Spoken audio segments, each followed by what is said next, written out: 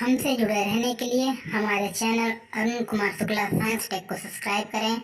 New updates पाने के लिए बेल को दबाएं और ग्रुप चैट और क्वेश्चन पूछने के लिए दिए गए नंबर पर मैसेज करें।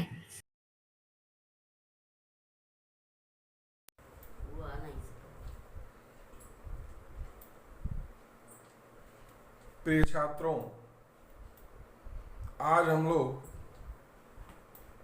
क्लासिफिकेशन ऑफ कैटेलिसिस उत्प्रेरण के वर्गीकरण के बारे में पढ़ेंगे कि ये उत्प्रेरण का वर्गीकरण कैसे किया जाता है।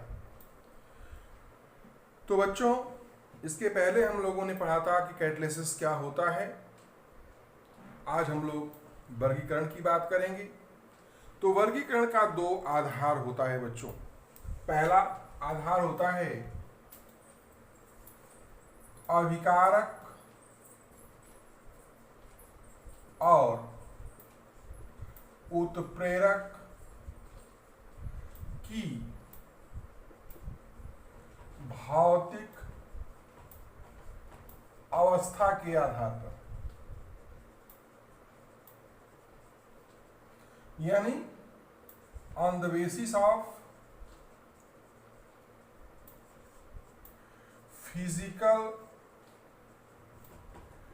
states of reactants and catalyst। अब इस आधार पर उत्प्रेरण दो प्रकार का होता है। पहला समांगी उत्प्रेरण, या इसको हम लोग कहते हैं होमोजीनस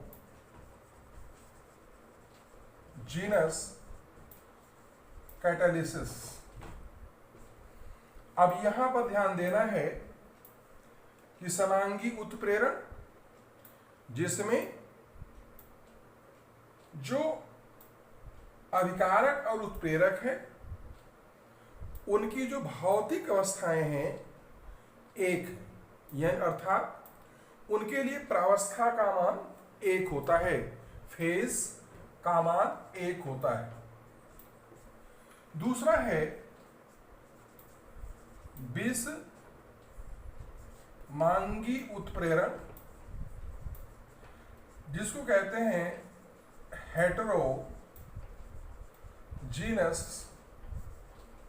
कैटालिसिस। अब यहां पर क्या है कि जो अभिकारक और उत्प्रेरक है उसकी भौतिक अवस्थाएं भिन्न होती। तो कम से कम कितने फेज होंगे? दो। अगर अभिकारक का एक फेज और उत्प्रेरक का एक फेज, तो मिनिमम कितने फेज? दो फेज। तो दो या दो से अधिक। तो इसके लिए जो फेज होता है वह equal to or greater than 2 होता है।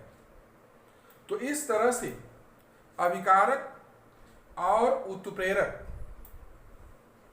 के भौतिक अवस्था के आधार पर उत्प्रेरण दो प्रकार का हो गया, समांगी उत्प्रेरण और विषमांगी उत्प्रेरण। अब दूसरा जो क्लासिफिकेशन है, दूसरी जो स्थिति है, उस आधार पर जो उत्प्रेरक का वर्गीकरण होता है वह निम्न प्रकार के होंगे। तो बी कंडीशन, क्रिया विधि के आधार पर, यानी on the basis of mechanism of action.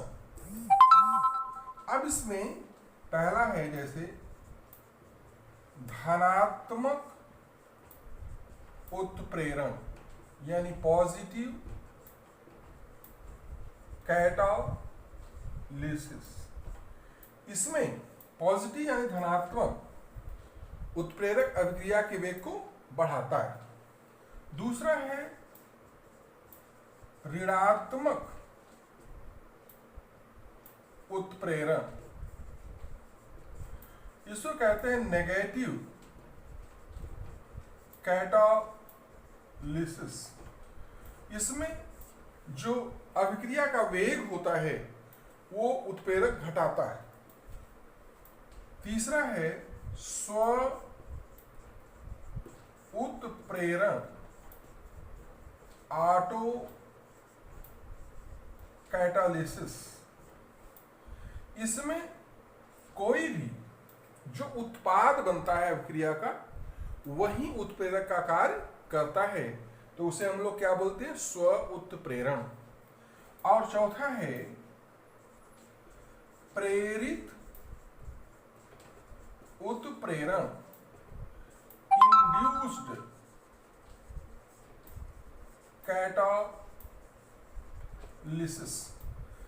Induced catalysis का मतलब प्रेरित। अगर कोई एक रासायनिक अभिक्रिया